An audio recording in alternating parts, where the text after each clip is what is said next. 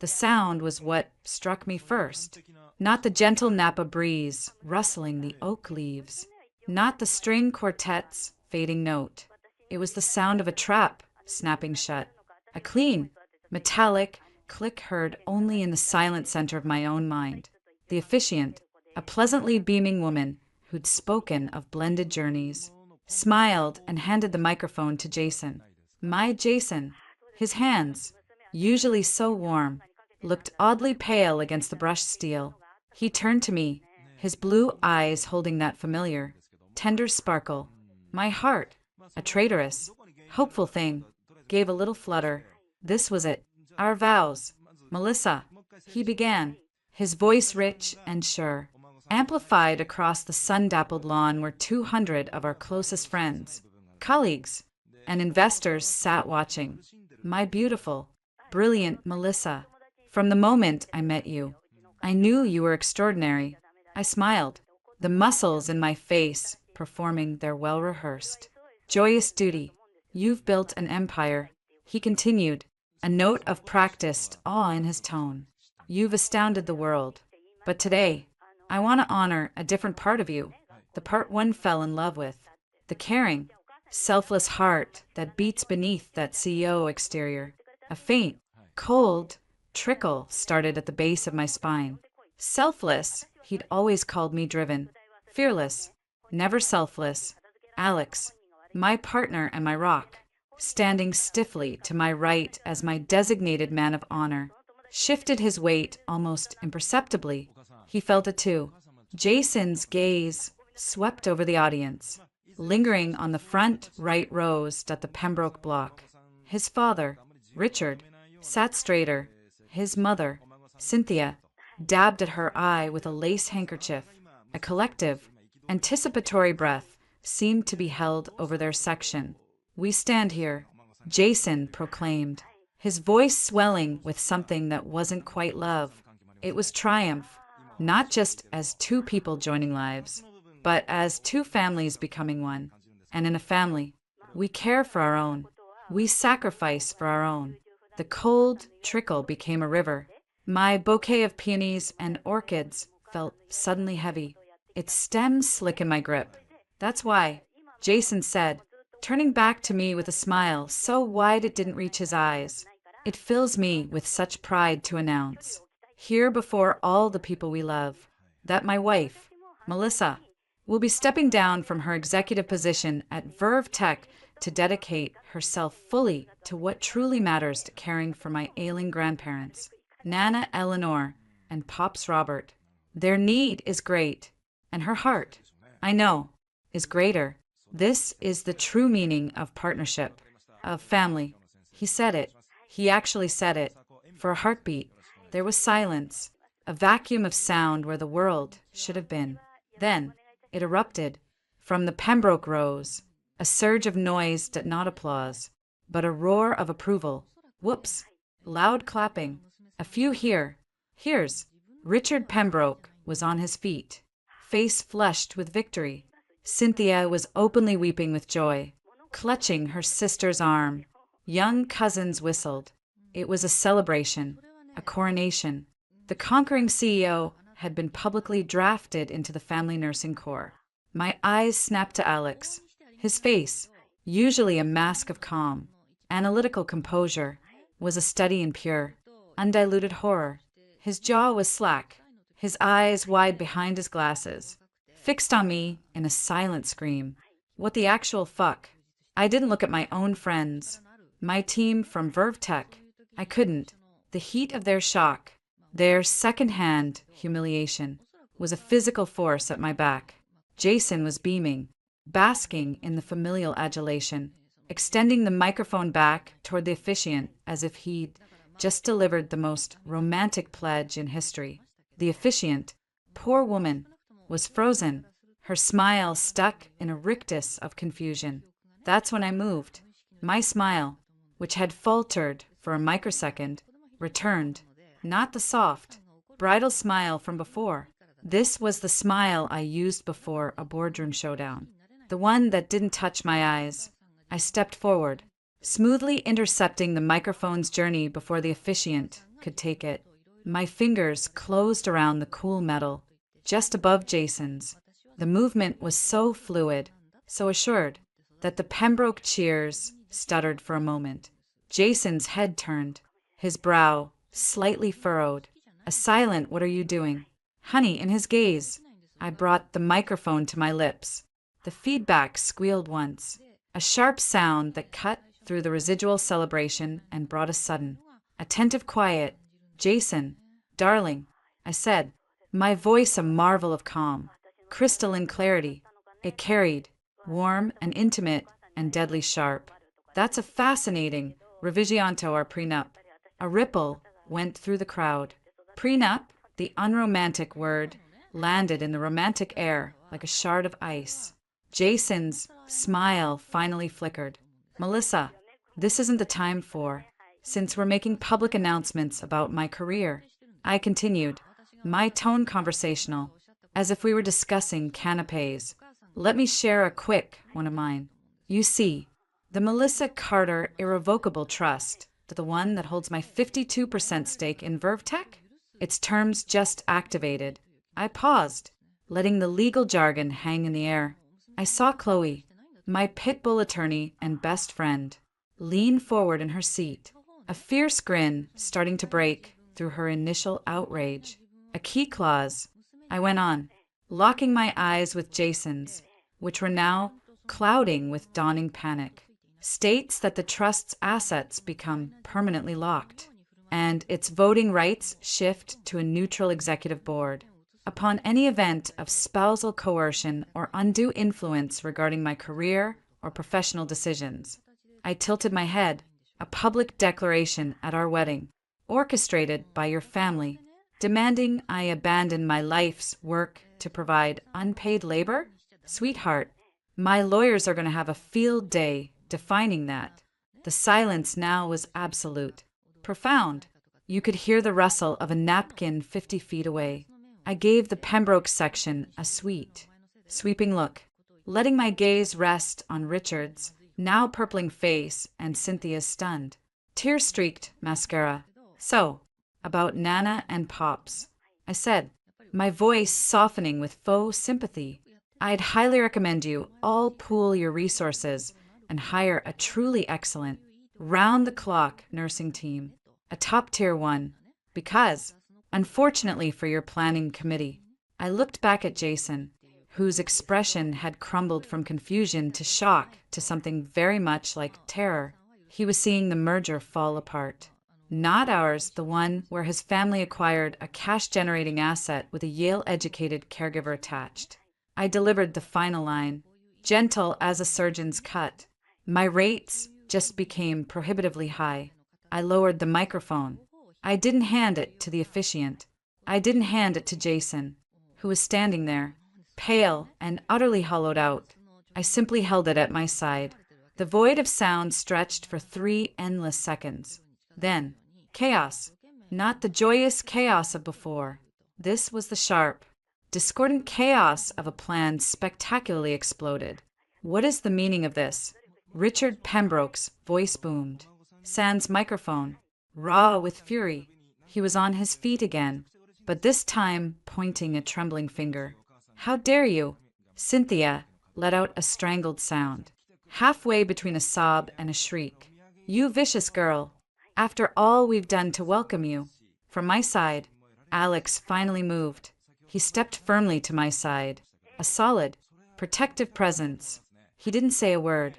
He just crossed his arms and stared down the Pembroke faction with a look of pure, icy disdain I'd only ever seen him use on particularly obtuse venture capitalists. The rest of the audience was a cacophony of gasps, urgent whispers, and the frantic scraping of chairs as people twisted to see the drama unfold. I saw my own people.my engineers, my VPs, their faces a mix of shock, dawning understanding, and fierce, proud grins. Jason found his voice. It was a cracked, desperate thing. "Melissa, baby. No, you're misunderstanding. It's a gift. To free you. We talked about family being important. We talked about building a family." "Jason," I cut in, my calm finally beginning to fracture at the edges, letting the steel show through. Not about you appointing yourself CEO of mine. You didn't ask. You announced, like you were issuing a press release about a corporate acquisition. It's a wife's duty, Cynthia shrilled, unable to contain herself, to be a helpmeet, to care for the family. I turned my head slowly toward her. My duty, I said, each word a chip of ice, is to the company I built, to the people who depend on it, and to myself. The contract I signed today was supposed to be a marriage license, not an employment contract with your family as my sole uncompensated beneficiary. Jason reached for my arm. Stop this. You're humiliating us. You're humiliating me. I pulled my arm back. The contact felt like a burn. No, Jason, you did that all by yourself. The moment you decided my worth was better measured in bedside hours than in market cap, the officiant finally sprang into damage control mode. Perhaps we should take a brief recess. Let everyone cool. There will be no recess, I said, my voice finding its full projection again without the need for the microphone. I addressed the crowd, the sea of stunned, fascinated faces, my investors, my friends, the curious strangers from Jason's world. It appears the union you were invited to witness today is based on a fundamental misrepresentation of terms. I looked at the elegant program, the one with our entwined initials. Now a bitter joke. The ceremony is over. Thank you all for coming. The food is paid for. The wine is excellent. Please, I said, with a final, sweeping gesture that encompassed the beautiful, ruined tableau. Enjoy the party. I handed the microphone, now a dead, heavy thing, to the shell-shocked officiant. I then reached up, not to my temple where a veil might have been, but to the intricate diamond hairpiece that had held my curls in place. I unclipped it. It came away easily. I looked at it for a second, the stones catching the afternoon sun, glittering with a cold, expensive fire. Then, with a deliberate motion, I placed it on the white-draped altar beside the untouched unity candle. It was a surrender of a different kind. I turned. I didn't look at Jason again. I didn't look at his apoplectic family. I gathered the ridiculous, magnificent train of my gown in one hand, and I walked down the 3 steps from the floral arch onto the grass aisle. Alex was instantly beside me, a hand at the small of my back, guiding me forward. The car is out back, he murmured, his voice tight with adrenaline. Chloe is already moving. We walked, past the rows of guests who gawked, some with pity, some with horror, many with undisguised fascination. The path seemed a mile long. My heart was a drum against my ribs, not from heartbreak, not yet, from a white-hot, all-consuming fury. Just as we reached the rear of the seating area, I heard the frantic footsteps on the grass behind me. Melissa, you can't do this. Stop. It was Jason. His voice was raw, stripped of all its charming warmth, leaving only the ragged demand beneath. I stopped. I turned. He was a few feet away, his hair disheveled, his bow tie crooked, his face a mask of utter panic and burgeoning rage. The perfect picture was shattered. The guests were riveted. A silent Greek chorus. You ruin everything. He hissed, low enough that only Alex and I could hear. You embarrass me, my family, in front of everyone. After all we've given you, a name, a legacy, you gave me a lie.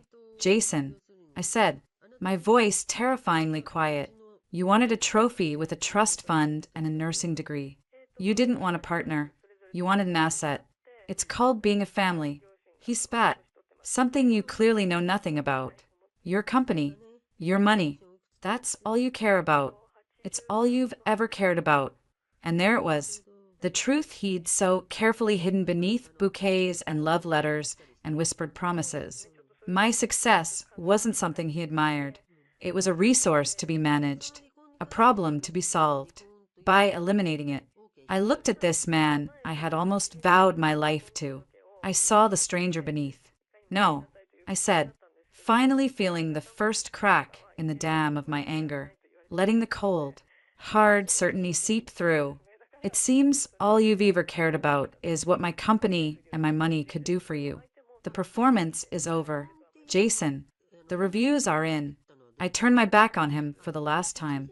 Alex's hand pressed firmer against my back, and we moved, past the gaping waitstaff, around the corner of the Grand Estate house, toward the waiting Blacktown car where Chloe was indeed holding the door open, her eyes blazing with a warrior's light. The engine was running. I slid in, the acres of silk and tulle buckling awkwardly. Alex followed. Chloe slammed the door shut, sealing us in sudden, blessed quiet. The car pulled away, leaving behind the ruins of a wedding, the echo of a trap that had snapped shut on the wrong person, and the deafening silence of a future that would never be. 6 months earlier, the trap had looked a lot like paradise. It began, as so many modern fairy tales do, at a fundraising gala. Not just any gala, but the Silicon Valley Historical Society's annual Architects of the Future black tie event. It was a sea of venture capitalists in ill-fitting tuxedos, founders pitching between past appetizers, and the glint of ambition masquerading as champagne flutes. I was there under duress, dragged by Chloe, who insisted I network beyond the code base and maybe meet someone who doesn't think a series be round is a suitable topic for pillow talk. I was near the bar, nursing a mineral water and mentally calculating Q2 projections, when a voice cut through the drone. The Melissa Carter, in the wild. I was starting to think you were a corporate myth. I turned. He was handsome in a classic East Coast way that stood out amidst the West Coast hoodie formal vibe. Dark hair, blue eyes, a smile that seemed genuinely warm, not predatory. He held a scotch. Neat. And you are? I asked, my default shield of mild skepticism in place. Jason Pembroke, professional admirer of people who build real things. He extended a hand. His grip was firm, confident. I followed Verve Teka's rise. What you and Alex Chen are doing with predictive behavioral modeling, it's not just clever, it's elegant. Most people led with small talk or flattery about valuation. He led with a technically accurate compliment.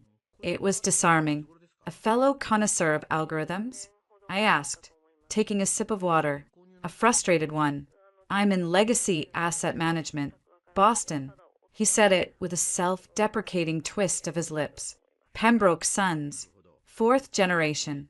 My world is more about Dow Jones than deep learning, which is why I find yours so fascinating.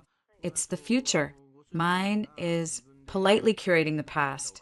The humility was a novel tactic.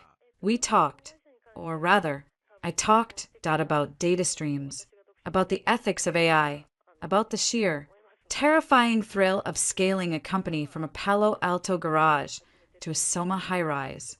He listened, intently. He asked smart questions, not to show off, but to understand. It must be all-consuming, he said later, as we stood on a balcony overlooking the city lights. That kind of creation. Do you ever switch off? I laughed. Define off. My brain's default state is iterate. Dangerous, he said softly, his eyes on the skyline. And magnificent. Most people in my circles. They inherit a script and spend their lives afraid of ad-libbing. You wrote the whole play. He didn't ask for my number that night. He asked if he could read the white paper I'd mentioned on differential privacy. He emailed me the next day with thoughtful comments. The courtship that followed was a masterclass in targeted, bespoke charm. He flew in for weekends, never complaining about the last-minute cancellations when a server cluster crashed. He sent books, real paper ones, with inscriptions like, for when you need a thought that doesn't come in binary. He remembered my team members' names and asked after them. The first time I met the family was Thanksgiving, at the summer cottage in Newport. The Pembroke compound was a sprawling, shingled estate overlooking the water, all weathered elegance and discreet wealth. It smelled of old money, sea salt, and anxiety. Darling, you must be exhausted. Cynthia Pembroke air-kissed my cheeks. her gaze sweeping over my understated wool dress, assessing its pedigree in a nanosecond, all that flying about. Jason says you're terribly important in technology. She said the word as if it were a slightly risky new cuisine. Dinner was a formal, multi-course affair. Jason sat at one end of the long table. I was placed near the middle, flanked by a stern-faced uncle and a gossipy aunt. So, Melissa, Richard Pembroke boomed from the head of the table, carving the turkey with ceremonial gravitas. Jason tells us Verve Tech is quite the success story. And you run it all yourself? I co-founded it with my partner, Alex Chin. He's the CTO. We run it together. I corrected, smiling. A partnership. How modern. Richard said, the words not quite matching the faintly dismissive tone. And your family? Where are they based? My mother is a retired professor in Berkeley. My father passed when I was in college. A murmur of sympathetic sounds traveled the table. Cynthia patted my hand from across the table. No brothers or sisters to share the burden. You poor dear. It must be so lonely at the top. The team at Verve Tech feels like family, I said, and immediately wished I hadn't. Of course, Cynthia said, her smile brittle. But it's not the same, is it? Blood is blood. It's the anchor. Like our Jason, he could have gone anywhere after Harvard, but he came home to the firm, to the family. That's duty. That's love. Jason caught my eye from down the table and gave a small, apologetic roll of his eyes, as if to say, see, quaint, aren't they? It felt like a secret alliance. Later, in the guest house at a beautifully appointed four-room suite he called the Cabana, that I brought up. Your mother. She seems to think my company is a hobby I'll eventually grow out of. He pulled me close, resting his chin on my head. Don't mind her. Mel. She's from a different century. She thinks a woman's crowning achievement is a well-hosted dinner party. Woman's crowning achievement is a well-hosted dinner party. They all do. It's just the way they were raised. He leaned back, his hands on my shoulders, his expression earnest. I love that you're not like that. I love your fire, your brain, your ambition. It's why I fell for you. They don't have to get it. Ito. It was exactly what I needed to hear. The critic in my head was silenced by the convincing performance of his support. The proposal came 3 months later, not at a crowded restaurant, but during a hike in Big Sur. He'd arranged for a private picnic at the cliff's edge at sunset. No ring box. He simply produced his grandmother's ring from his pocket at a stunning antique emerald surrounded by diamonds. It belonged to a woman of immense strength and character. He said, his voice thick, just like you. Melissa Carter, will you build a future with me? A real one, with a family that doesn't just look to the past, but one we create together? It was perfect. It acknowledged my world build a future, while embracing his family. Legacy. I said yes. The emerald was heavy on my finger. A beautiful, historical weight. The first crack, microscopic, appeared a week later. I was in the final, brutal stages of closing our Series C funding round. 72 hours of back-to-back meetings, pitch refinements, and legal reviews. I'd slept maybe 8 hours total. Jason was in Boston. We were on a late-night video call. You sound wrecked, he said, his face pixelated but concern clear. I am wrecked. It's the home stretch. This round secures everything to the new AI lab, the European expansion. It's just, I hate seeing you like this, he murmured. So stressed. For what? A few more millions from people who already have billions? When do you get to enjoy the life you're building? It was a subtle shift. Before, it had been our crazy schedules. Now, it was your stress. The problem was externalizing, becoming something separate from our shared journey. This ice enjoying it. Jace, I said, rubbing my eyes. The fight is the fun part. I know, he said quickly, smiling. Forgive me. I just miss you. I'm picturing you here, in Newport, Walking on the beach without a phone glued to your hand. No pressure, just peace. It was painted as a loving fantasy, a concerned partner wanting my well-being, not a blueprint. The cracks widened, slowly, during the wedding planning. I had wanted City Hall and a killer party at the Verve Tech offices. Cynthia Pembroke had practically had a stroke at the suggestion. A Pembroke wedding is a community event. She declared over a conference call that included me, Jason, and a terrifyingly efficient wedding planner named Bree. It's a statement. It must be held at the estate in Napa. We have obligations. Family. Friends of the family. Business associates. Mom. Mel's family is small, and her friends are mostly from work. Jason started. All the more reason to introduce her properly to our world. Cynthia trilled. Bree, we'll need the full list from our side. And Jason, dear, you must get the names of Melissa's colleagues. It became a negotiation where I was constantly outflanked. The guest list ballooned to 250, 85% of whom I'd never met. Jason's role was always that of the harried, loving intermediary. I know it's a lot. Baby, he'd sigh, massaging his temples after a call with his mother. But it means so much to them. And once it's done, it's done. We'll have our life. Just give them this. For me, I gave. The venue became the Pembroke family favorite vineyard in Napa. The date was set around his grandparents' health, so they could certainly attend. The menu featured his father's preferred Bordeaux. Through it all, Jason was my haven. They're a handful, but their hearts are in the right place. He'd say, holding me after another exhausting planning session, we just have to get through the performance. Then the real show starts. You and me. Then, one evening about 2 months before the wedding, he came to my apartment looking pensive. He poured us both a glass of wine. I was on the phone with Mom today. He began, staring into his glass. Nana Eleanor's dementia, it's progressing. And Pops Robert's arthritis is so bad he can barely get out of his chair. They have day nurses, but it's not enough. The family is struggling with it. My heart softened. I'm so sorry. Jason, that's really tough. Have you looked into full-time residential care?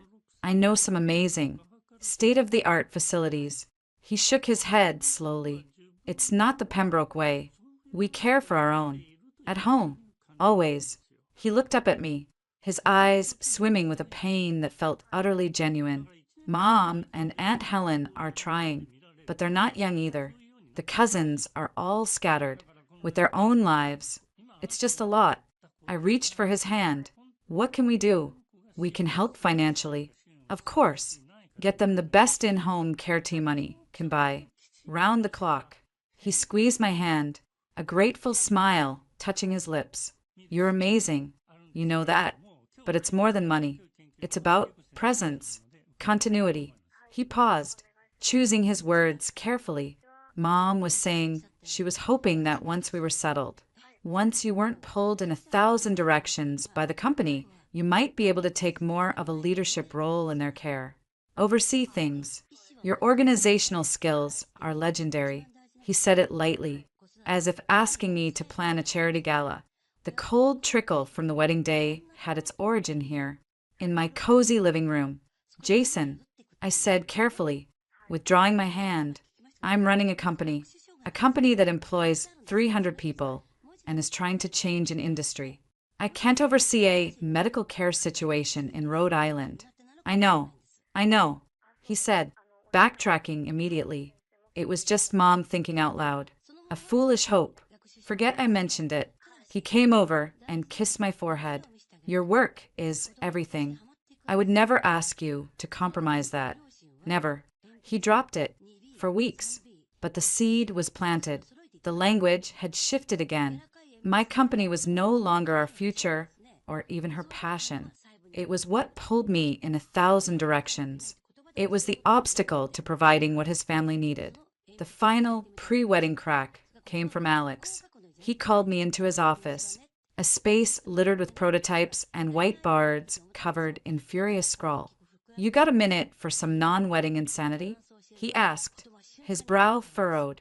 Please, save me from discussions about peony versus gardenia. Jason called me. I blinked. Jason called you? Why? He said he was trying to put together a surprise for you. A post-wedding investment, portfolio gift. Asked some detailed questions about Verve Tech's cap table, about your voting rights, the structure of your personal holdings. The air in the room grew still. What kind of questions? Specifically, if your shares were held directly or in a trust, if there were any conditions attached to them in the event of, and I quote, a change in life priorities. Alex's dark eyes were serious. Mel, it felt less like gift planning and more like due diligence.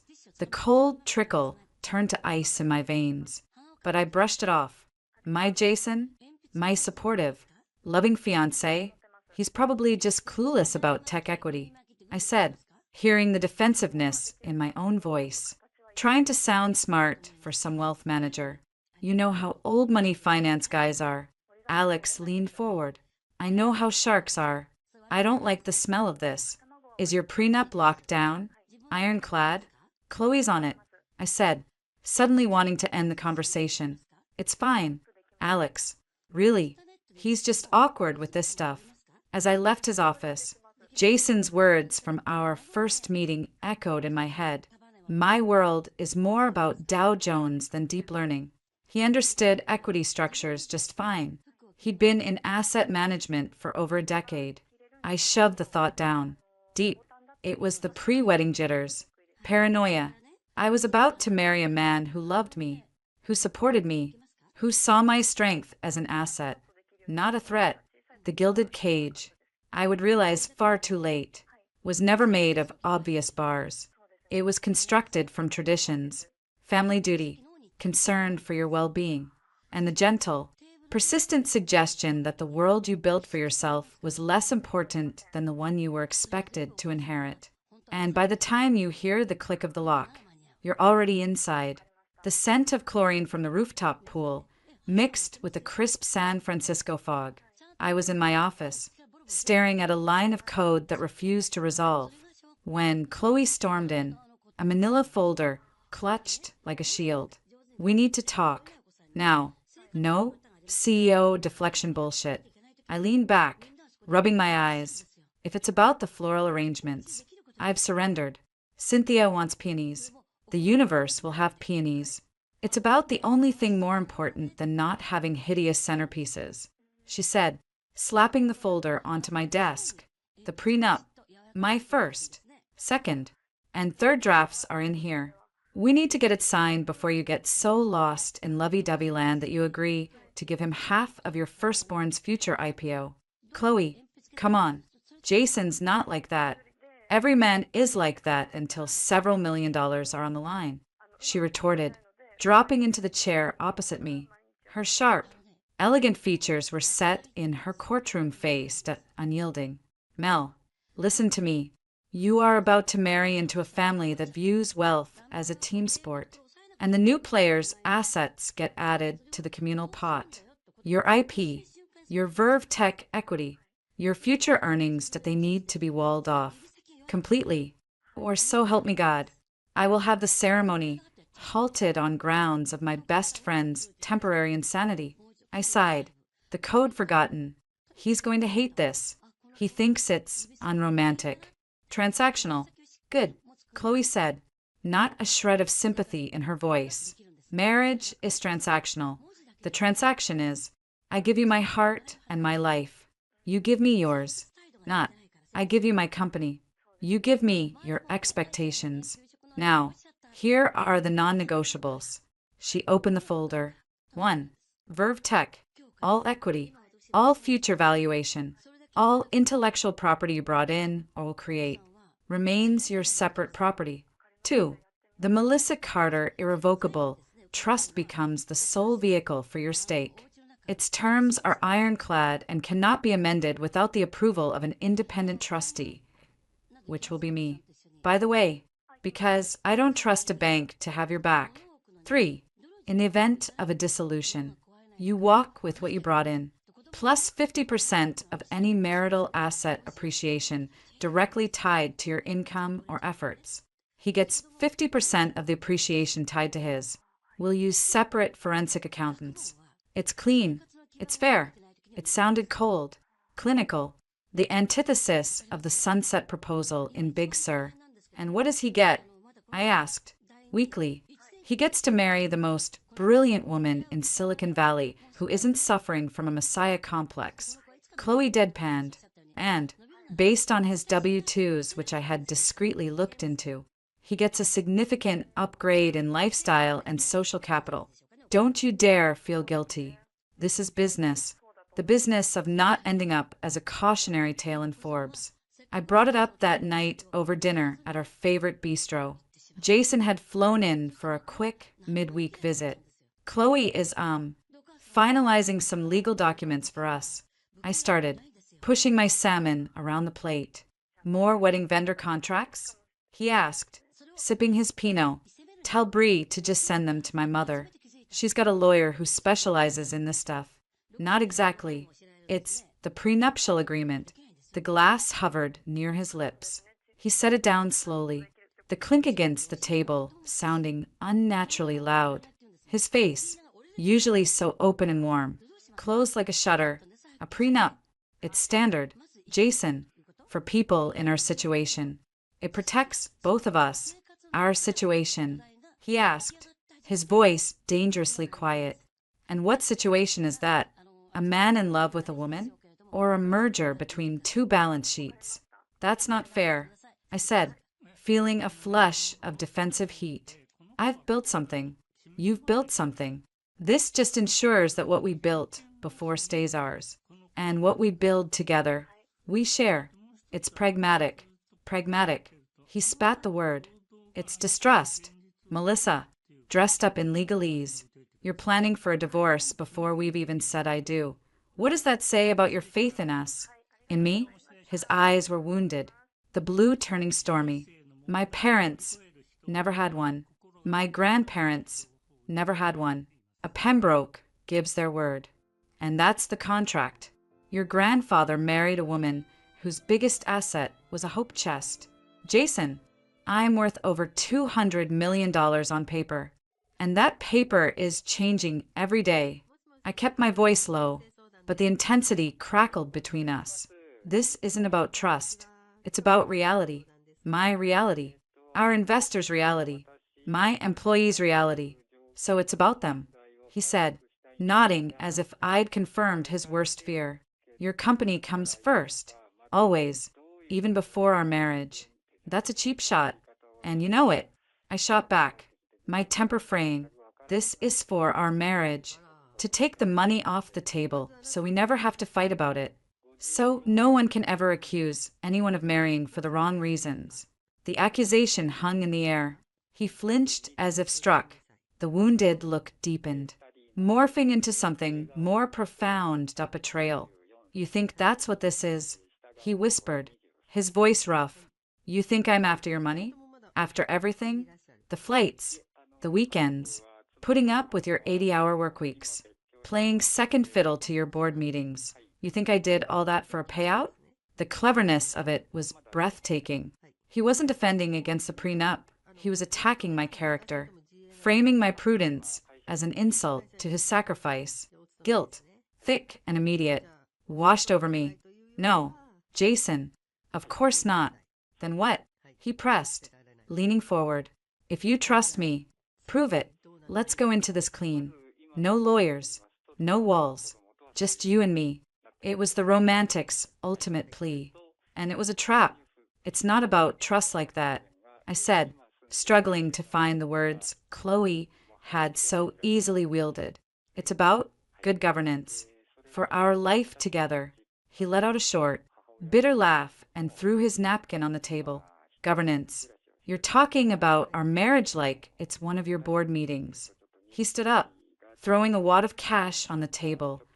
Far too much for the meal. I can't do this right now. I need some air. He left me there, surrounded by the soft chatter of other couples, feeling like the villain in my own love story. The silence lasted for 2 days. 2 agonizing days where I questioned everything.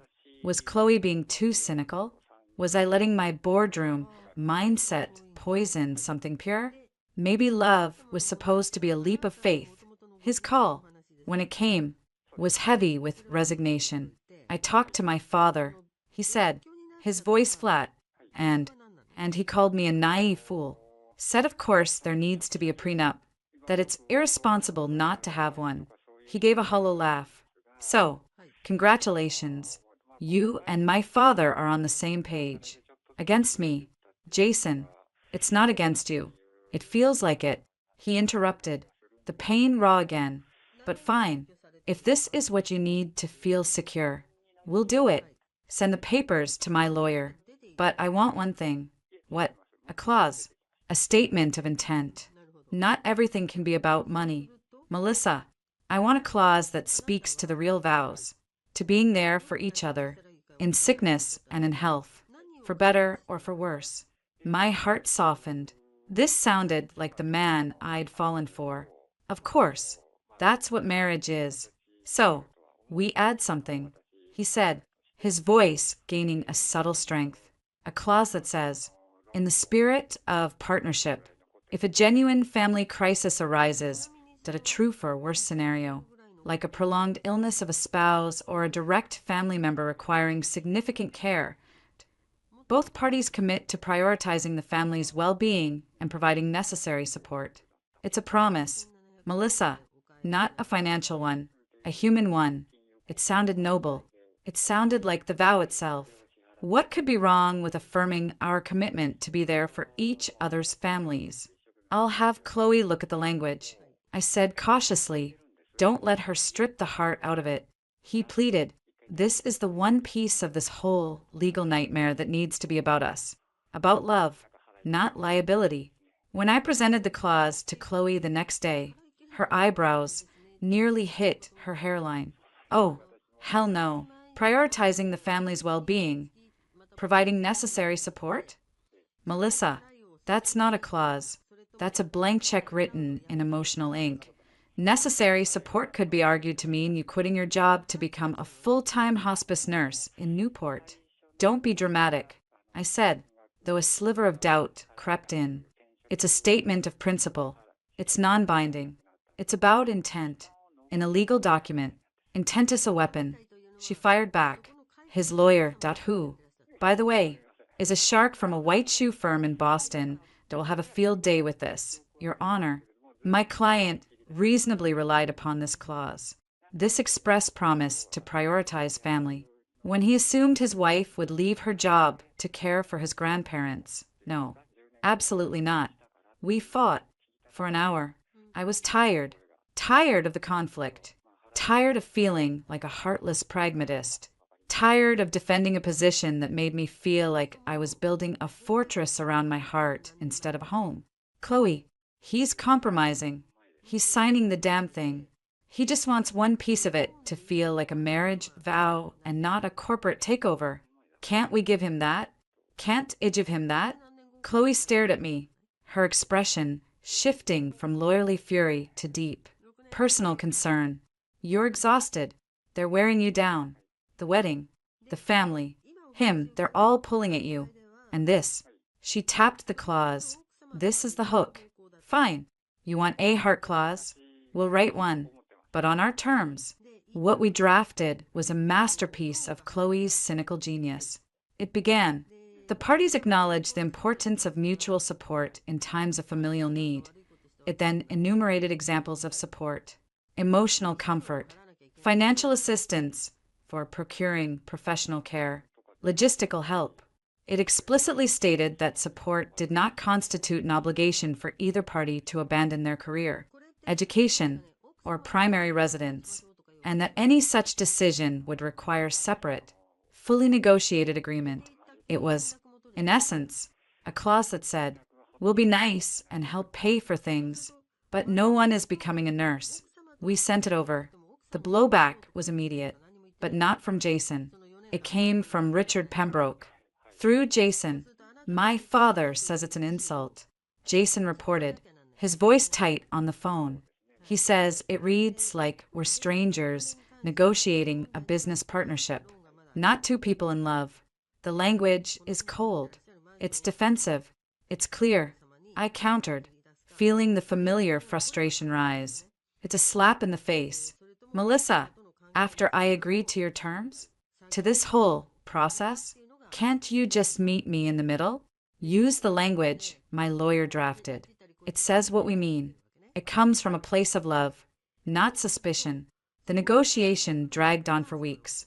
It became the background noise of our engagement, a low-grade fever of resentment. Finally, at another tense dinner, this one at my apartment, Jason broke. I can't do this anymore, he said, his head in his hands. The wedding is in 3 months. My family is asking questions. My father thinks you have no faith in me. This document is all we talk about. It's poisoning everything. He looked up, his eyes red-rimmed. I love you. I want to marry you. Not your company. Not your trust fund. You. But I need to know you're marrying me. Not a version of me that's been vetted and pre-approved by your lawyer. It was a performance worthy of an Oscar. The weary lover, pushed to his limit by the mercenary demands of his bride-to-be. What do you want, Jason? I asked, my resolve crumbling. I want the clause my lawyer wrote, the one about supporting family in a crisis, just as it is. No caveats, no disclaimers.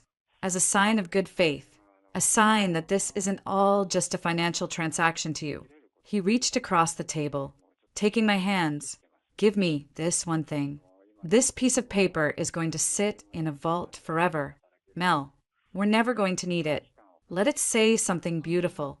Please. I was tired. I was in love. I wanted the fight to be over. Against every screaming instinct Chloe had drilled into me. I nodded.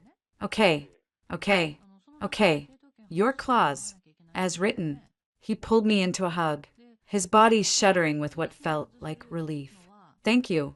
He whispered into my hair. You won't regret it. I promise. Chloe was apoplectic. You did what? Melissa, you cannot be this stupid. I have seen that clause. It's a landmine wrapped in a Hallmark card. He promised. I said, sounding feeble even to myself. We'll never use it. It's symbolic. Symbols get people crucified. She muttered, but she saw I was dug in. Reluctantly, she incorporated the vague, Pembroke drafted family support clause into the final document.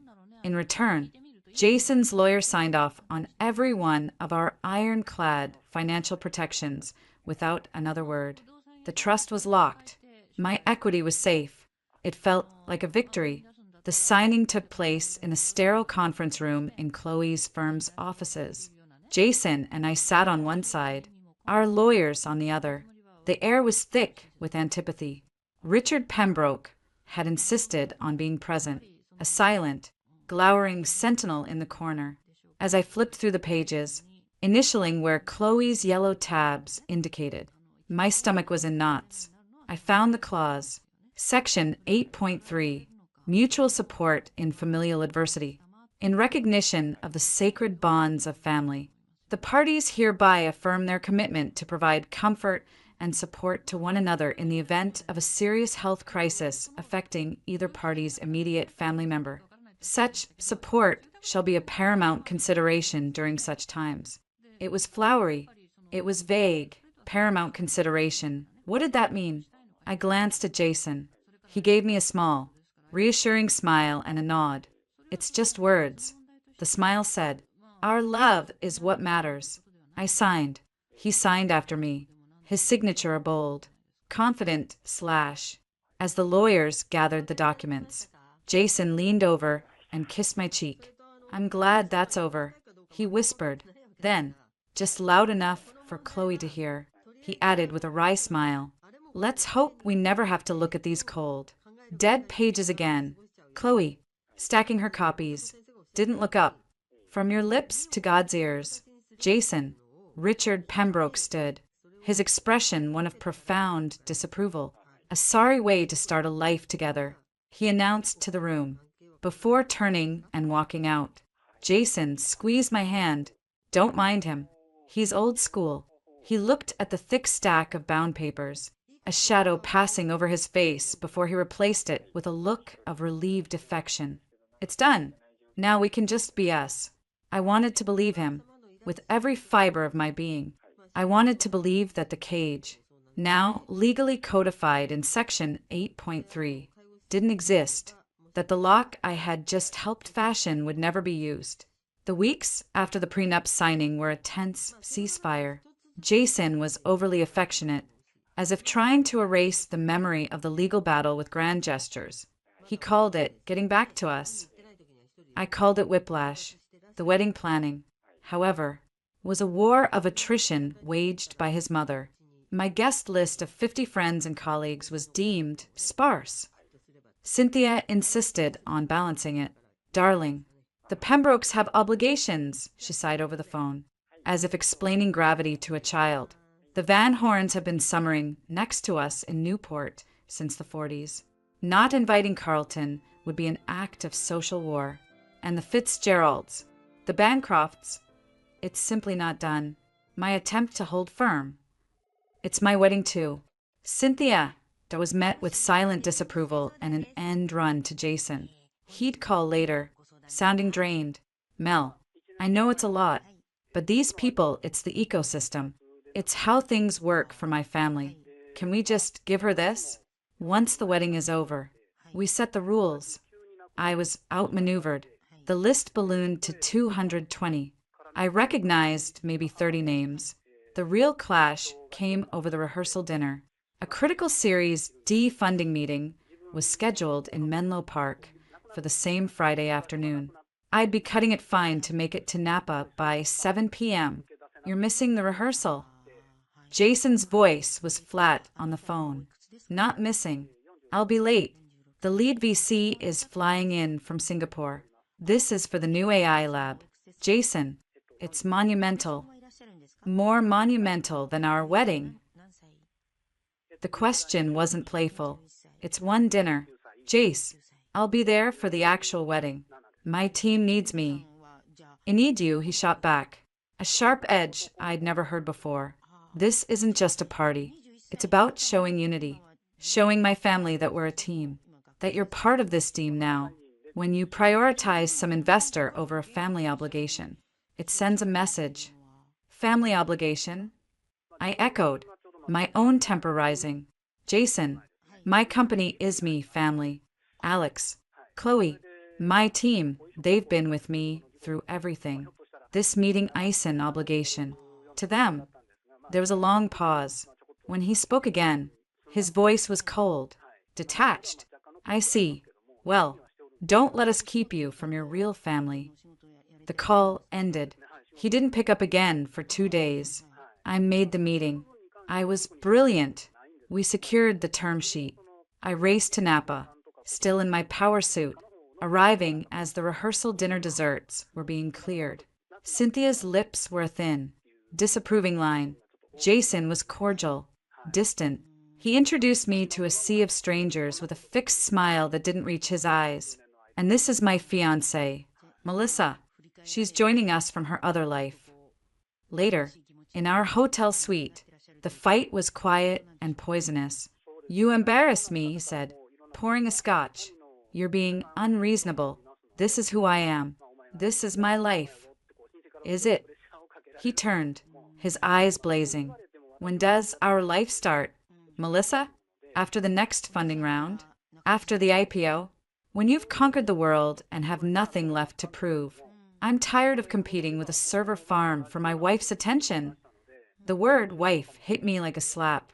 It sounded like a title with a job description, attached point one I hadn't read. I'm not asking you to compete. I'm asking you to be a partner, to understand that this. I gestured wildly, encompassing the invisible world of my work. Is a part of me. It's not a rival.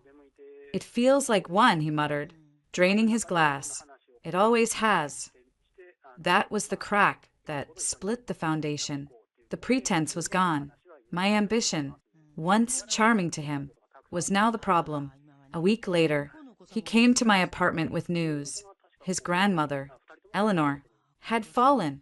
It wasn't serious, but it had highlighted her fragility. His grandfather, Robert, needed a new, more intensive medication regime. The family is having a crisis meeting, he said, pacing my living room. The current care setup isn't sustainable. Mom is at her wit's end. I'm so sorry. Jason, that's really tough. I meant it. Let's help. We can research the best geriatric care managers in New England. Money is no object. He stopped pacing. It's not about money, Mel. It's about care, presence. Nana doesn't need a stranger. She needs family. She needs continuity. He looked at me, his expression a mask of weary hope. Mom was saying she was hoping that once we're married, once things settle down for you, you could maybe spend more time in Newport, oversee things. You're so good at managing complex systems. You could streamline their care, be the point person for the family. The room felt suddenly airless. Oversee. From Newport. Jason. I run a company in San Francisco. You could do a lot remotely, he said, a false brightness in his voice. You've said yourself the tech allows it, and it's not forever, just a few months, maybe a year, to get them over this hump. It would mean so much. To me, to my family. It's what a wife does, what a partner does. There it was.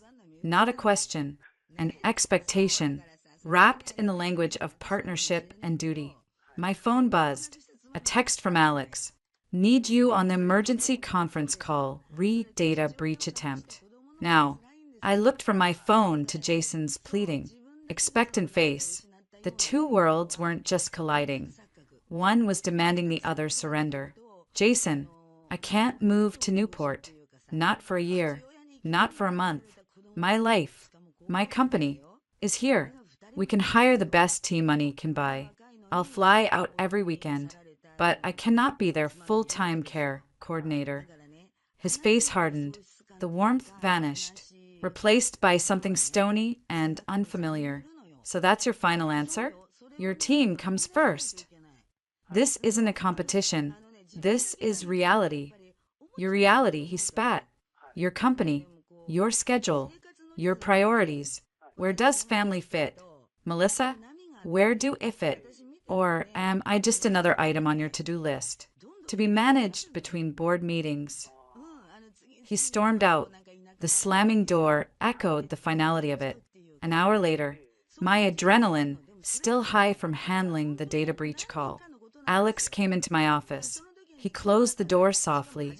Mel, we need to talk. It's about Jason. Not now. Alex, I can't. Now, he said, his voice uncharacteristically grave.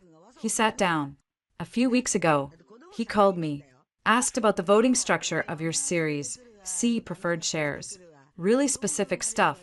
Wanted to know if your personal shares were pledged as collateral for anything. I blew him off. Thought he was just making awkward chat. But then, I did some digging. He slid his tablet across my desk. It showed a LinkedIn profile. Martin Forsyth, senior partner. Forsyth Croft, estate law. Specializes in high net worth marital asset strategies. Based in Boston. He swiped. An email log. Obtained from a discreet and likely illegal source in our IT security team. Jason's personal email to Forsyth. Dated 2 days after the prenup signing. The subject line. Clarification on Carter Trust irrevocability. The preview text. Understand the triggering events are spousal coercion, but what constitutes undue influence in a familial care context? Hypothetical. I felt the blood drain from my face. The room tilted. He was doing due diligence. Alex said, his words careful, precise, on how to get around the trust, the familial care context. That's not a coincidence. Mel, he was probing for weaknesses. After signed, after he looked you in the eye and promised it was just a piece of paper. I couldn't breathe. The prenup fight, the guilt, his wounded performance, it had all been a negotiation. And he was still negotiating, looking for loopholes in a document he'd called a symbol of our love. The trap wasn't just sprung. It had been under construction for months, and I was only now hearing the click of the final mechanism locking into place. The rehearsal dinner was a siege in silk and seersucker. Napa's heat lingered as the Pembroke clan and a few shell-shocked members of my own tiny family gathered under twinkling lights. The air was thick with the smell of grilled lamb and unspoken judgment. I sat trapped between Jason's uncle, a Wall Street relic who eyed my tech world anecdotes like dubious currency, and his cousin Lydia, who'd taken a break from a gallery job to focus on her children, a decision she offered as a universal benchmark for feminine success. A CEO, Uncle Roger mused, swirling his Cabernet, must be a frightful burden. All those people depending on you. Jason says you're never truly off the clock. The clock is a construct, I said, forcing a smile. We're building the future. It doesn't keep conventional hours. The future, he echoed, as if I'd said unicorns. Quite. Across the table, I caught my mother's worried gaze. She'd flown in from Berkeley, a quiet academic in a sea of boisterous, backslapping Pembrokes. Alex and Chloe, my lone sentinels, were seated at the far end, strategically blocked by Jason's expansive rugby-playing cousins. The toast began. Richard Pembroke stood, clinking his glass with a knife. The chatter died. Family. He boomed, his voice full of sentimental gravel. Old friends. And soon, he nodded magnanimously at my side of the tent. New family. Tomorrow, we welcome Melissa into the Pembroke fold. Polite applause. My smile felt carved from wood. The Pembroke name, he continued, isn't just about wealth or history. It's about duty, stewardship, putting the family, the legacy, above all else. His eyes found mine, holding them. It's a heavy mantle, but a rewarding one. We're not just individuals here. We're links in a chain. The metaphor hung in the air, clanking. I was to be a link, absorbed, smoothed into place. Then, Jason stood. My heart, foolish thing, leapt. A defense? A partnership declaration? He raised his glass, his face the picture of filial devotion. To family, he said, his voice warm, to carrying the torch. I couldn't be prouder to be the next link. He smiled at his father, then at me, a smile that said, see, this is how it's done. He sat down. He hadn't toasted me. He'd toasted the chain I was to be welded to. Dessert was served. Then, a hush fell over the Pembroke end of the table. Eleanor Pembroke, the matriarch, a small woman with eyes like flint, was being helped to her feet by Cynthia. She moved to the center of the head table, a velvet box in her bony hands. Melissa, dear, she called, her voice surprisingly strong. Come here. Every eye turned to me, a command performance. I rose, my legs unsteady, and walked the gauntlet between the tables. Eleanor took my hand. Her grip was cold, surprisingly strong. She opened the velvet box. Inside, on a bed of satin, lay a stunning, multi-strand pearl necklace. It was old, luminous, oppressive. This, she announced to the crowd, has been worn by every Pembroke bride on her wedding day for 4 generations. A symbol of grace, of continuity. She lifted the heavy strands. The pearls glowed in the low light. Welcome to the family, my dear. She moved to clasp it around my neck. I stiffened. It was a coronation I hadn't auditioned for. As the cool pearls settled against my skin, a weight I hadn't anticipated, she leaned close. Her whisper, amplified in the silent tent, was meant for all. You'll wear these tomorrow, and soon you'll be able to put all those business concerns aside. A woman's true kingdom. She patted my cheek. Her smile, thin and triumphant, is her home. The tent erupted in applause. The Pembrokes beamed. It was a public anointing, a decree. I stood there, weighted down by history and expectation, a trophy being mounted on the family wall. My eyes found Jason's. He was smiling, clapping, his face a mask of perfect contentment. He didn't flinch. He didn't see the trap being sprung. He was holding the door open for it. The rest of the evening was a blur of forced smiles. Back in our suite, the door barely shut. I erupted. Did you hear her? Put business concerns aside? My true kingdom. Jason. She just announced my retirement to 200 people. He was loosening his tie, his back to me. She's 92. Mel. She's from a different world. It was a sweet gesture. The pearls are worth a fortune. I don't care about the fortune. I care about the message. And you just sat there. He turned, his face weary. What did you want me to do? Correct my grandmother in front of everyone? Embarrass her? She was welcoming you. By erasing me. God, you're so dramatic tonight. He snapped, throwing his hands up. It's one night of tradition. Is it so hard to just play along? For me? For us? The fight that followed was vicious. Whispers hissed so the hotel walls wouldn't hear. They think they're buying a nurse administrator with a trust fund. They're my family. They're trying to include you. By telling me my life's work is a hobby I'll outgrow? Maybe it should be. The words burst from him, shocking us both into silence. He looked ashen, but didn't take them back. Maybe a life constantly chasing the next deal. The next round isn't a life. Maybe it's just a distraction. I stared at him, the man I loved, seeing the stranger from the prenup negotiations, from the phone call with his lawyer, fully formed. Is that what you really think? That Verve Tech, everything I've built, is a distraction. He ran a hand through his hair, the fight draining out of him, replaced by a desperate, manipulative pain. I think I'm losing you to it. I think tomorrow I'm marrying a concept, not a person, and I'm terrified. He sank onto the edge of the bed, his head in his hands. I'm sorry. I'm so sorry. The pressure, my family, the wedding, wanting everything to be perfect. I just want my wife. I just want you.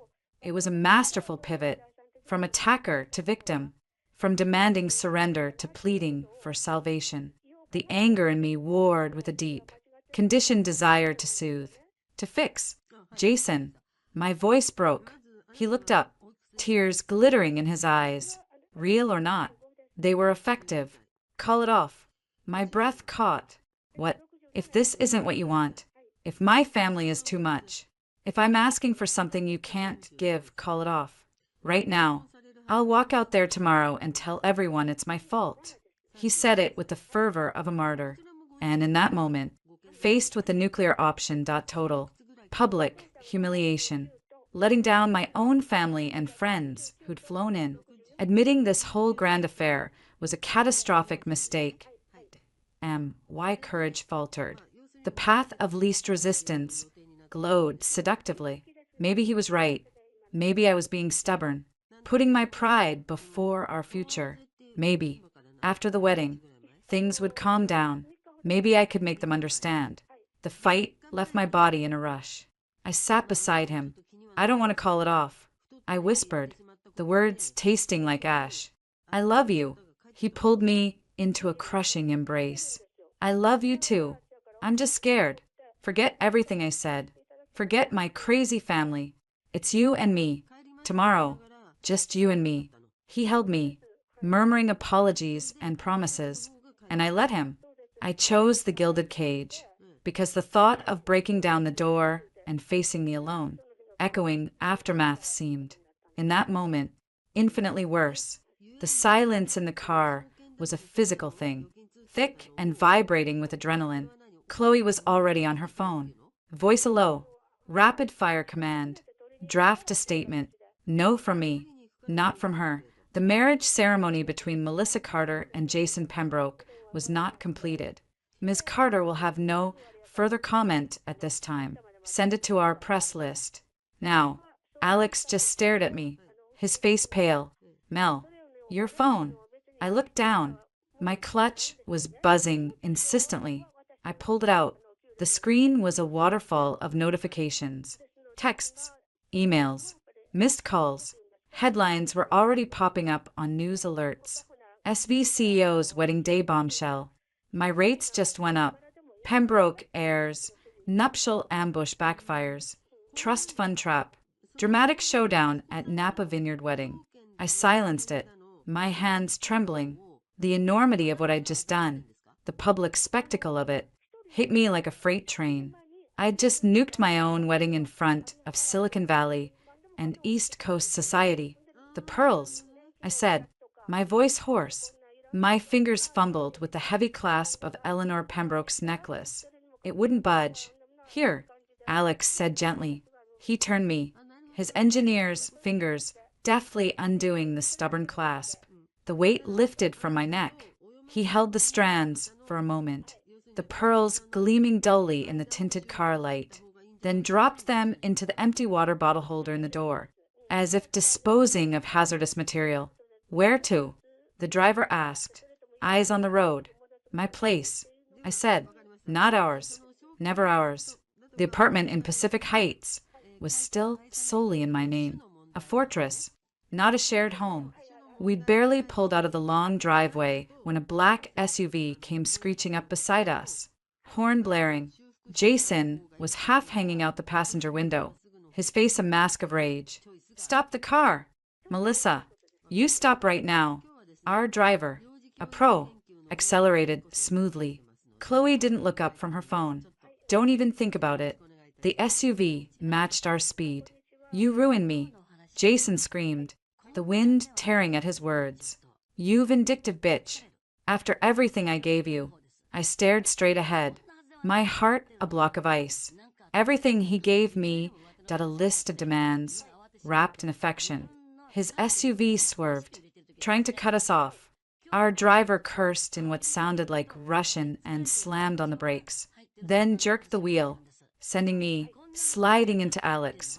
The SUV overshot, tires squealing. Call security at the building.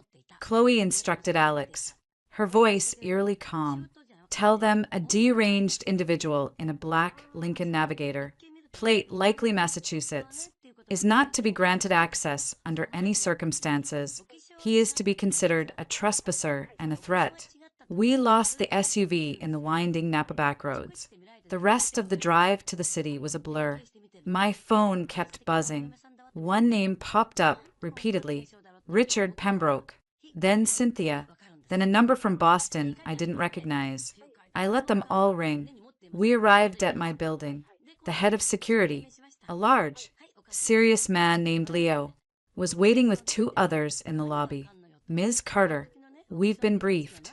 No one gets up. Thank you. Leo. The elevator ride to the penthouse was silent. The doors opened to my serene, minimalist space. Floor-to-ceiling windows showed a perfect, indifferent San Francisco skyline. I walked in, kicked off the catastrophic heels, and stood in the middle of the living room, still in the acres of ruined silk and lace. Okay, Chloe said, putting her phone down. Phase 1, containment. My statement is out. Phase 2, assessment. Are you hurt? I shook my head. Legally, you're in the clear. The ceremony wasn't completed. The prenup is moot. The trust is untouchable. Morally, you're Joan of Arc. Now, Phase 3. What do you need? I looked at her, then at Alex. I need to not be wearing this dress. 20 minutes later, I was in sweatpants and an old Verve Tech hoodie. The wedding dress, a puddle of fabric on my bedroom floor. I felt human, hollowed out, but human. My intercom buzzed. Leo's voice, tense. Ms. Carter. He's here. Jason Pembroke. In the lobby. He's insistent. Says he won't leave without speaking to you.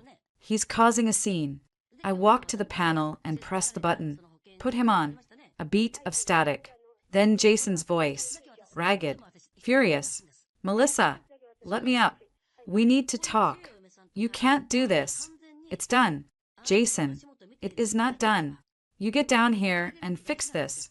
You humiliated my entire family. You did that yourself when you tried to auction off my career. I was trying to save US. He roared. I could hear the echo in the lobby. to give us a real life, a family life. You threw it all away for your goddamn office. No, I said, my voice cold and flat. You tried to trade my life for your family's convenience. The deal was never on the table.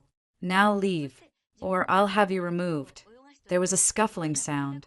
Then Leo's voice, low and firm. Sir, you need to leave. Now, get your hands off me. Do you know who I am? Melissa! Melissa! The line went dead. An hour later, the landline rang. A number I knew. I picked up. You little whore. It was Richard Pembroke. His voice trembled with pure, unadulterated hatred. I'm hanging up now. Richard, you will not. You have disgraced the Pembroke name. You have broken a sacred covenant in front of God and everyone. You will get on a plane. You will come to Boston. And you will apologize to my mother on your knees. Or so help me. Or what? I interrupted, a strange calm settling over me. You'll sue me? For what? Not providing free geriatric care? Go ahead. My lawyers are better. You'll cut me off from a family I never wanted to join? Consider it done. You'll tell all your friends at the club what a harpy I am. I think the headlines are already doing that for you. We're done here. I put the phone down. It rang again immediately. I unplugged it from the wall. My cell lit up with a call from Cynthia. I sent it to voicemail. A notification popped up that a voicemail had been saved. Against my better judgment, I played it on speaker. Cynthia's voice, shrill and shaking with tears. How could you? After we welcomed you. After we gave you our grandmother's pearls. We were going to be a family. Jason is devastated. You're selfish. Heartless monster. That company has poisoned your soul. I hope it keeps you warm at night. Because you'll die alone. The message ended. Alex, who was making tea in the kitchen, slammed a cabinet door. I'm going to have her disbarred from life. I sat on the couch, drawing my knees to my chest. The anger that had propelled me through the day was receding, leaving behind a vast, cold emptiness. I had just torched my personal life. Publicly, the scrutiny would be relentless. My laptop was on the coffee table. I opened it. The news sites were having a field day. The video was already up, a shaky, zoomed-in cell phone clip from a guest. My calm voice, Jason's stunned face, the gasps. It had gone viral. I saw the comments taking sides. Gold-digging guy meets titanium-clad girl boss. Love this. She left him at the altar? Brutal. Who does that to a sick old lady? Ice cold.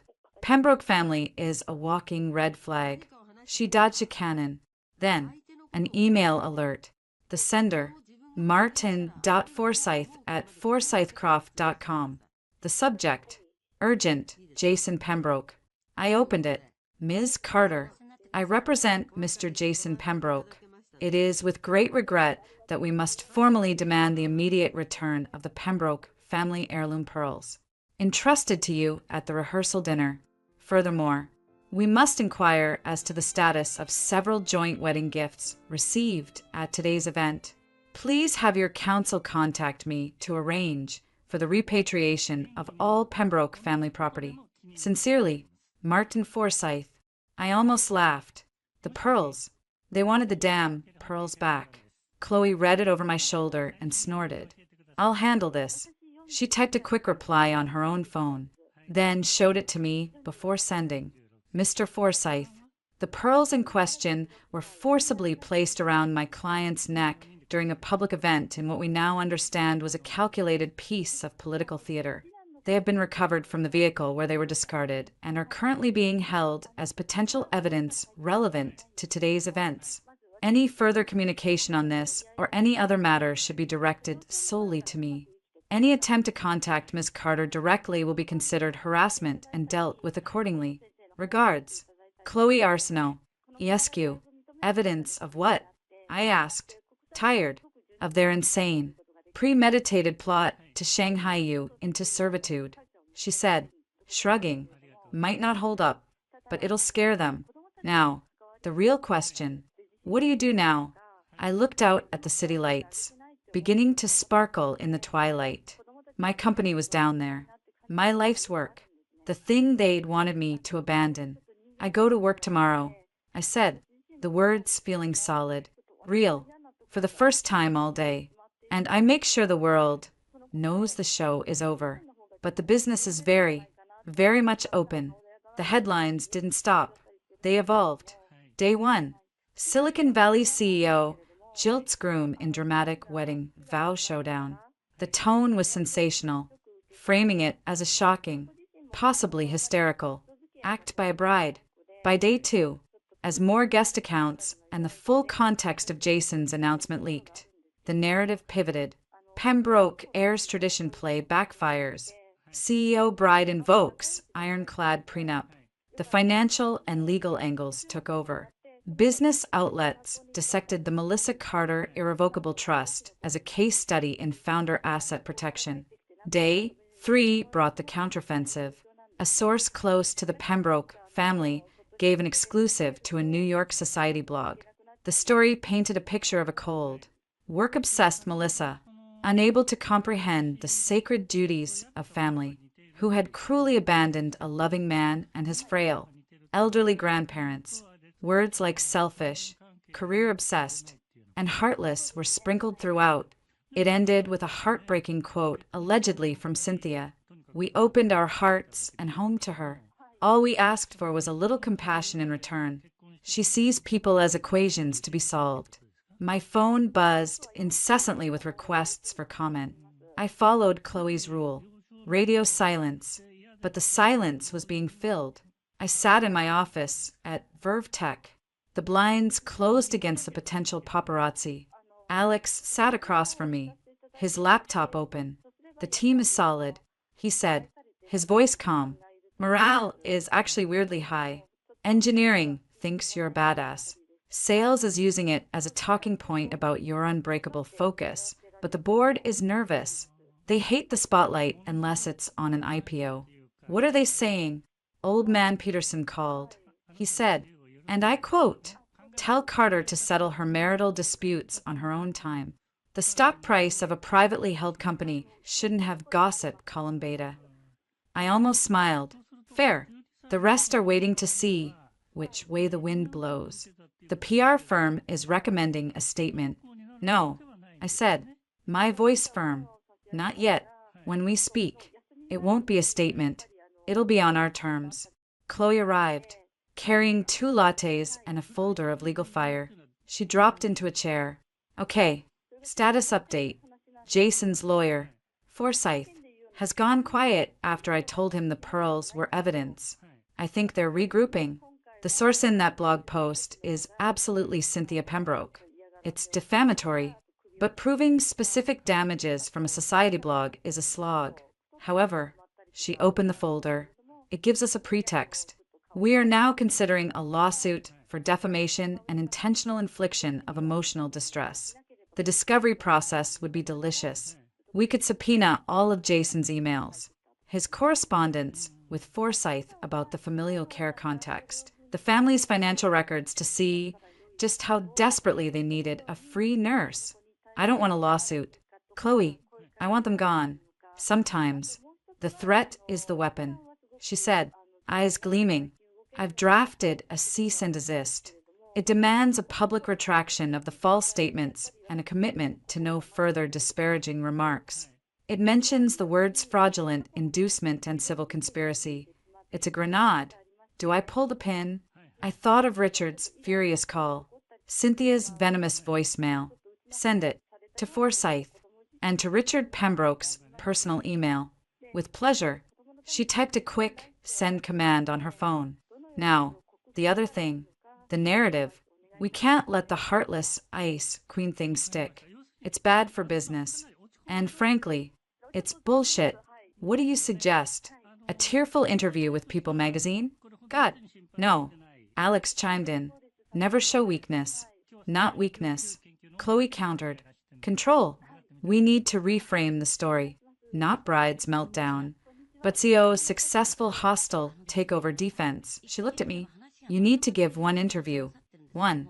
To someone serious, who will let you tell the whole story. Your way. Not about the wedding, but about the bait and switch. The fraud. The word hung in the air. It was the right word. It felt true and terrible. I'd been defrauded of a year of my life, of my emotional trust. Who? I asked.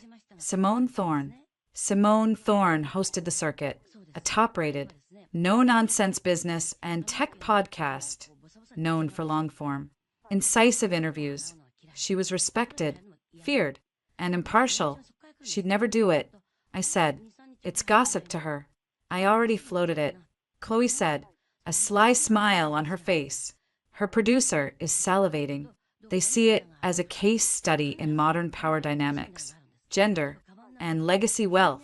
It's not gossip to them. It's a boardroom battle that happened to take place at an altar. They want you, Mel, next week. The scale of it was terrifying. To lay it all bare, the planning, the prenup war, Jason's questions to Alex, the lawyer's email. I'll do it. I heard myself say. My personal email dinged. It was from my assistant, forwarded from the general Verve Tech info address. The subject, a suggestion from a friend. The body was brief. Ms. Carter. I was at the wedding. What the Pembrokes tried to do was medieval. If you want to turn the knife, I have an idea. Comey.it was signed with a name I recognized, Lydia, the cousin who'd bored me at the rehearsal dinner. There was a phone number. I showed the screen to Alex and Chloe. A trap? Alex asked. Maybe. Chloe said, or maybe an inside source. The cousin was clearly not a fan of the family plan. I can vet her. Do it. I said. That night, alone in my apartment, the silence was deafening. The bravado of the office faded. I scrolled through photos on my phone, Jason and me at a Giants game, smiling. In Napa during a weekend visit, his arm around me. Had any of it been real? Was every kiss, every laugh, part of the onboarding process for the role of Mrs. Pembroke? Family care coordinator? My doorbell rang. I flinched. The security monitor showed Alex, holding a bag of Thai food. I let him in. You don't have to check on me. I'm not checking on you. I'm hungry, and you have the better view. He unpacked containers. Chloe ran the background on the cousin. Lydia, clean, unhappy, recently divorced. She's a real person, and she's pissed at them, not you. What's her idea? She wouldn't say. Wants to talk to you directly. Tomorrow. Neutral location. We ate in silence for a while. Alex, did you know? Before the wedding? Really, no. He put his fork down. I suspected. The questions he asked me were a 5-alarm fire in my brain. But I didn't have proof. And you loved him. Telling you your fiancé is a gold-digging sociopath without ironclad evidence. I was waiting for it. I was ready to pull you out if I had to. I'm sorry I didn't find the emails sooner. It's not your job to vet my boyfriends. It is if they're trying to steal our company, he said, a hint of his usual wryness returning. He grew serious again. What they did, it was a violation. Not just of you, of the work. They thought what we've built, what you've poured your life into, was just a hobby, something to be discarded. That's what I can't forgive. His words echoed my deepest hurt. It wasn't just the betrayal of the heart. It was the contempt for the life I'd built. My phone buzzed. A text from a blocked number. You will pay for this. You think you've won? This is just the beginning. G. I showed it to Alex. He took my phone, typed a reply, and showed me before sending. Any further communication will be forwarded directly to the SFPD and my attorney for a restraining order. The only thing beginning is your legal nightmare. He hit send. You have to stop reading them. Mel, from now on, all that noise goes to Chloe. Your only job is to run this company and prepare to tell your story to Simone Thorne. Clear? I nodded, feeling a surge of gratitude for the two people in the trench with me. The war wasn't over, but I was no longer fighting it alone. The shell-shocked bride was gone. In her place, cold and clear-eyed, was a CEO preparing for the most important pitch of her life. The truth. The studio for the circuit was colder than I expected. Or maybe it was the adrenaline. Simone Thorne, all sharp cheekbones and sharper intelligence, settled across from me, her producer giving a silent countdown. Melissa Carter, welcome. Thanks for having me. Simone, let's cut to it.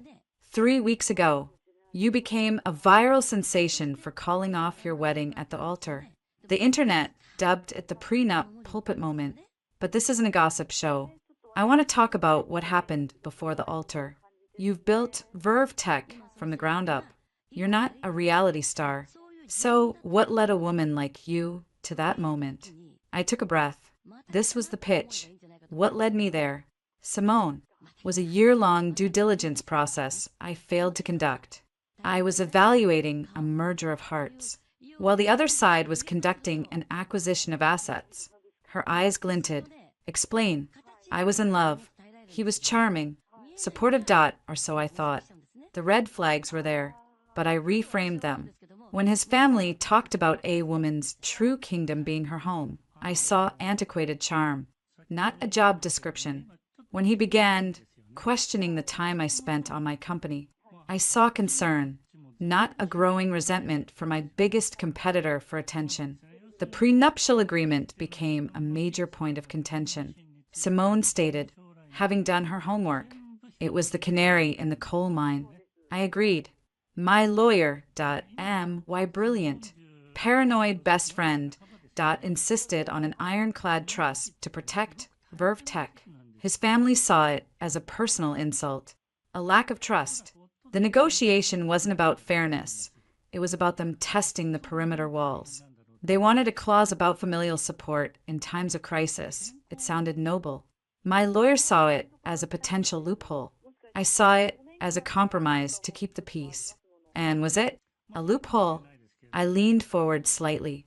After we signed, my co-founder discovered my fiancé had been making inquiries to a lawyer, specifically about what constituted undue influence in a familial care context. He was mapping the weaknesses in the fortress we'd just built. Simone didn't blink. That's a serious allegation. I have the email. I said calmly. It's with my legal team. The air in the studio shifted. This was no longer, he said, she said. This was evidence. So the scene at the wedding, his announcement that you would be leaving your job to care for his grandparents, was the execution of a plan. I finished. A public, unilateral revision of my life's contract. He wasn't asking. He was informing. And he'd stacked the audience with shareholders who would cheer the takeover. You've been painted as ruthless in the aftermath. The Ice Queen, how do you respond to that? I met her gaze squarely. I respond that I was defending my life's work from a hostile takeover. If a male CEO used a prenup to protect his company from a spouse attempting to force its sale, we'd call him prudent. Why is it different for me? Is it because the asset they wanted wasn't just my equity, but my time, my autonomy, my entire future? The Pembroke family has suggested you lack compassion, that you abandoned a family in need. This was the heart of it. Compassion isn't the same as conscription. I said, my voice firm. I offered, repeatedly, to fund the best professional care available. That offer was refused. Why? Because this was never about what was best for his grandparents. It was about tradition, about control, about getting a high-powered, financially solvent asset to manage a problem for free. That's not family. That's indentured servitude with a bouquet. The interview aired on a Tuesday morning. By lunchtime, it was the #1 podcast globally. The narrative flipped overnight. The headlines changed. From Bridezilla to Boardroom Titan. Melissa Carter's masterclass in personal risk management. The prenup pulpit. A case study in modern financial defense. Pembroke, family's tradition exposed as economic coercion. Says legal expert. My inbox flooded with support. Mostly from women in business. You said what we've all been thinking. Thank you for not backing down. The comment sections on the earlier nasty articles were now battlegrounds. But the tide had turned. 2 days after the interview aired, I met Lydia Pembroke at a quiet cafe in Sausalito. She looked nervous, stirring her tea incessantly. They're circling the wagons. She said without preamble. Uncle Richard is furious. Jason is unhinged. He's blaming everyone but himself. But that's not why I'm here. She took a deep breath. You were their plan A, but they always have a plan B. The original plan, before Jason met you, was for me to move into the guest house and manage Nana and Pop's care. I stared at her. You. She gave a bitter smile. Freshly divorced, between engagements, as Aunt Cynthia put it, the perfect, pliable candidate. But I refused. I have a degree in art history, not geriatrics. I told them to use the money from the Great Aunt Helen Trust to hire professionals. They said that trust was for family capital, not for outsiders. Then Jason started dating you. The brilliant, successful CEO. You were a 2-for-1. You solved the care problem and brought new capital into the family. She leaned in. The trust fund. Melissa, it's worth about $4 million. Plenty for decades of top-tier in-home care. They just didn't want to spend it. They wanted to conserve it. For the legacy. You were meant to be a free resource. The cruelty of the calculation took my breath away. It wasn't just tradition, it was pure, unadulterated greed, dressed up as family values. Why are you telling me this? I asked. Because I'm tired of the lies, she said, her voice trembling with quiet anger. Because what they tried to do to you was disgusting. And because I want out. Telling you this is my first step. I left the meeting with a fire in my belly. Chloe was ecstatic. This is it. The smoking gun. Their refusal to use available funds proves intent. This was financial exploitation. But legal warfare felt dirty. Protracted. I wanted something more elegant, more final. An idea began to form. The next day, I called a meeting with my CFO and Chloe. I want to make a donation. I said, a sizable one, to a national nonprofit that provides grants for in-home elderly care for low-income families. I want it anonymous, but I want it traceable back to me with a little digging. The CFO looked puzzled. Philanthropy is great, but why now? And why this cause? It'll look reactive. It's not reactive, I said, a slow smile spreading. It's a strategic repositioning. And I want the donation memo to read, in honor of the Pembroke family's deep and abiding commitment to familial care, and in the hope that all families have the resources to support their loved ones with dignity and professional expertise. Chloe burst out laughing. Oh, that's vicious. I love it. The donation was made. 7 figures. As predicted, a keen financial blogger at the Wall Street Journal, always mining for Silicon Valley philanthropy gossip, connected the dots. The story ran with the headline, Jilted Theo's Philanthropic Mic Drop. Carter donates millions to elder care in Pembroke family's honor. The article quoted the donation memo verbatim. It included a line, when asked for comment, a source close to Carter noted, Melissa believes strongly that those who champion family care should also be willing to fund it for those less fortunate. The source was Chloe. The effect was catastrophic for the Pembrokes. Their portrayal as upholders of sacred family duty now looked like hollow, miserly hypocrisy. Social media eviscerated them. So they have a $4 million trust, but wanted a free CEO nurse? Classy. The Pembrokes. Tradition is for thee, not for me. My phone rang. It was Martin Forsyth. Ms. Carter, he said, his voice stripped of all its earlier pomposity. My clients, they wish this to end. They are prepared to issue a statement expressing regret for any misunderstandings and to affirm that all matters between you and Mr. Pembroke are now settled. They will make no further public comments. They admit no wrongdoing. I stated, they admit the situation has become untenable for all parties. They want to move on. I looked at Chloe, who was listening on speaker. She nodded, mouthing, take the deal. The pearls will be delivered to your office by courier today. I said, any further communication from anyone in the family. And I released the email about the familial care context to the press. Are we clear? A long pause. Crystal.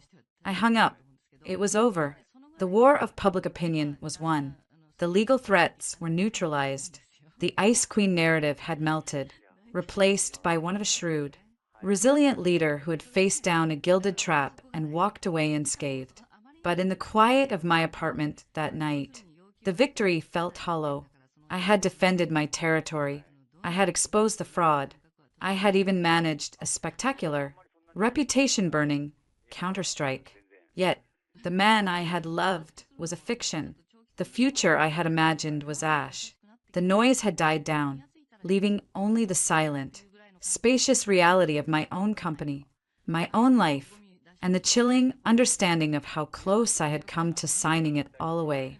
The counterattack was a success. Now I had to figure out what, exactly, I was defending. Silence, I discovered, had a different quality after a war. It wasn't the tense, pre-storm quiet of the past year. It was the hollow, ringing aftermath of a battlefield, empty except for the echoes. My apartment was too clean, too orderly. Verve Tech hummed along with a renewed, almost aggressive energy. To the prenup pulpit had become an internal legend, a tale of the boss who could stare down personal catastrophe and not miss a product launch. My team looked at me with a new, fierce loyalty, but at night, in the too quiet penthouse, the victory felt like a beautifully wrapped box with nothing inside. Chloe and Alex were my anchors. They didn't ask how I was feeling. They knew. They manifested in my living room with takeout and brutal honesty. A rotating guard against the solitude. The cease and desist worked. Chloe announced, one evening, dropping a legal folder on my coffee table with a satisfying thump. Forsyth has confirmed, in writing, that the Pembroke family will engage in permanent mutual non-disparagement, which is legalese for they'll shut the hell up. Jason is apparently in Switzerland, reevaluating. She made air quotes, her expression dripping with sarcasm. Switzerland? Alex looked up from his laptop, where he was debugging a stubborn piece of code. Is that where they send disgraced trust fund babies to ski and sulk? It's where they go to avoid subpoenas and wait for gossip to die. Chloe corrected, flopping onto my sofa. You're a free woman. Mel. Legally. Socially. Every which way. The narrative is locked. You're the savvy CEO who almost got acquired by a vampire clan and fought her way out. You're a hero to every woman with a prenup and a startup. I picked at my sushi. It doesn't feel heroic. It feels like I spent a year trying to build a bridge to someone who was just waiting for me to get close enough to push me off. Alex closed his laptop. You didn't build a bridge. You were conducting a geological survey of a sinkhole. The report just came back negative. I managed a weak smile. He was right, but the survey had cost me a year of my life, a reservoir of trust, and the naive belief that I could be loved for my ambition. Not in spite of it. A week later, the final, pathetic coda arrived via certified mail. A letter from Martin Forsyth. On behalf of Jason Pembroke. It was a list, a meticulously itemized list of jointly acquired property during the engagement period for which Jason was seeking equitable division. It included a set of monogrammed bath towels from their registry, an espresso machine still in its box at my apartment, and, I kid you not, at half the estimated value of the consumable wedding goods, flowers, food, that were forfeited when the ceremony ended. Chloe read it aloud, her voice climbing with incredulous fury. He wants you to pay for half the uneaten salmon? Is he for real? This is the pettiest, most transparently vengeful. Pay him, I said, cutting her off. My voice was calm, almost bored. What? No. We'll fight this. We'll countersue for emotional distress. For fraud. Chloe, I looked at her. How much is the total? For the towels, the coffee maker, and the phantom salmon? She scanned the bottom line, with his ludicrous valuation of the custom wedding experience. A little over $12,000. I walked to my desk, wrote a check from my personal account, and slipped it into a blank envelope. I didn't write his name. On the memo line, In clear, bold letters, I wrote, "Settlement in full." Then, on a separate sticky note, I scribbled 3 words and attached it to the check. I handed the envelope to Chloe. She looked at the note and burst out laughing. A sharp, triumphant sound. "You're evil." "I love it. Send it to Forsyth." Today. The check cleared 2 days later. There was no response, no acknowledgement. It was the financial equivalent of a mic drop in an empty room. The silence that followed was the good kind. The invitation to speak at the Future Summit, Silicon Valley's most prestigious tech conference, arrived the following week. It was a career pinnacle. A year ago, I would have been ecstatic. Now, I felt a dull thrum of anxiety. It would be my first major public appearance since the wedding. The stage would feel like that altar all over again. "You have to do it," Alex said firmly. "You're not hiding. You're the CEO of one of the hottest AI firms on the planet. You're going to go out there and talk about recursive neural networks and ethical data sourcing. And you're going to be magnificent, because that's who you are, not a jilted bride, a goddamn visionary." He was right. Hiding was a form of defeat. I threw myself into preparing the talk, not as a comeback, but as a statement. I am here. The main event was not the wedding. It is this, the day of the summit. Backstage was a controlled chaos of headset-wearing coordinators and nervous speakers. I stood in my simple, powerful navy suit, running through my opening lines in my head. No silk, no lace, no pearls, armor of a different kind. Melissa? Melissa Carter? I turned. A man in his late 50s, with a kind, slightly familiar face, stood there, looking hesitant. It took me a second to place him. Carlton Van Horn, one of the obligation guests from the wedding, a Pembroke family friend. A cold wave washed over me. Was he here to confront me? To deliver some postscript on behalf of the clan? "Mr. Van Horn," I said, my voice neutral, my CEO mask snapping into place. "Please, call me Carl," he said, wringing his hands slightly. I was in the audience, at Napa. I remember, I said, my tone giving nothing away. He looked pained. "I've been wanting to reach out. I didn't know how. I need to apologize." That surprised me. Apologize? For my silence, he said, his words coming in a rush, when he said that unbelievable thing at the altar. And then when you responded so brilliantly, a faint, admiring smile touched his lips. I sat there, and I knew it was wrong. What they'd planned, what they'd tried to do. Cynthia had been hinting at it for months.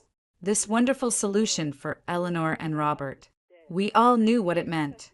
We didn't say anything.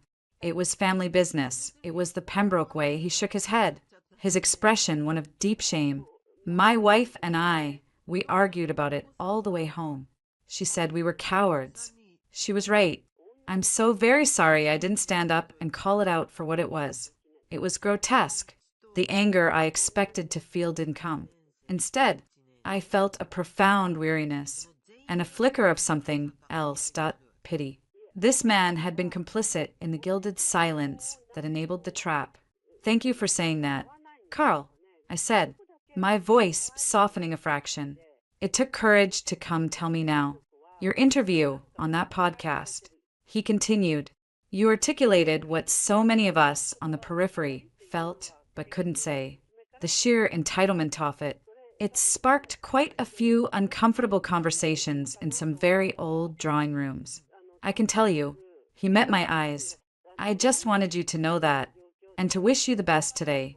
I'll be out there listening. My firm, we're actually looking closely at Verve Tech's last funding round. Fascinating work you're doing." And just like that, the interaction pivoted from a personal apology to a professional acknowledgement. The past was past. The future was business. It was the most Silicon Valley absolution I could have imagined. My talk was a triumph. I spoke about building resilient systems, about coding not just for efficiency, but for ethical guardrails. I talked about failure states and graceful degradation. The subtext from beneath every word, understood by everyone in the room. When I finished, the applause was thunderous, a standing ovation that was about more than just the content of my speech. Afterwards, in the scrum of well-wishers and networking, a young woman, a founder herself, gripped my hand. "Thank you," she said, her eyes fierce, "for everything you said, and for, showing us how it's done."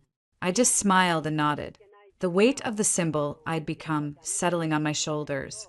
It was a different kind of cage, but one I had built myself. Later, back at my apartment, the adrenaline finally fading, I found myself at my balcony, looking at the city I'd helped shape. The lights of Soma winked, a sprawling circuit board of ambition and dreams. My phone buzzed with a notification, a news alert. Verve Tech closes Series D at $4 billion valuation, led by Thorn Creek Ventures, Simone Thorn's firm. The interview hadn't just been about redemption, it had been due diligence. The prenup pulpit hadn't scared investors away, it had proven my decisiveness, my risk assessment, my unwavering commitment to the company. I was no longer just a good bet, I was a proven fortress. I didn't feel like celebrating. I felt clear. The doorbell rang. It was Alex and Chloe, bearing champagne. "You saw?" Alex asked, beaming. "I saw. To not getting acquired," Chloe quipped, popping the cork. We clinked glasses. The bubbles tasted like freedom, and a little like ashes. "What now, boss?" Alex asked, leaning against the railing. "World domination." I looked out at the lights, at the city that was mine in a way no person, no family name, ever could be. "Now," I said, the words forming with a certainty that came from a place deeper than victory, deeper than pain. "We write better code." The fight was over. The story had been written, rewritten, and published. I had won, by every external metric. The challenge now was the quiet, lifelong work of debugging my own heart, of rewriting the internal scripts that had almost led me to hand over the keys to my own kingdom. The most important code, I realized, wasn't the kind that powered algorithms or secured funding. It was the silent, daily programming of the self, learning to trust your own compiler again, after it's been fed poison logic. The future was an open terminal, blinking, waiting for the next command, and for the first time in a long time, I knew exactly who was typing.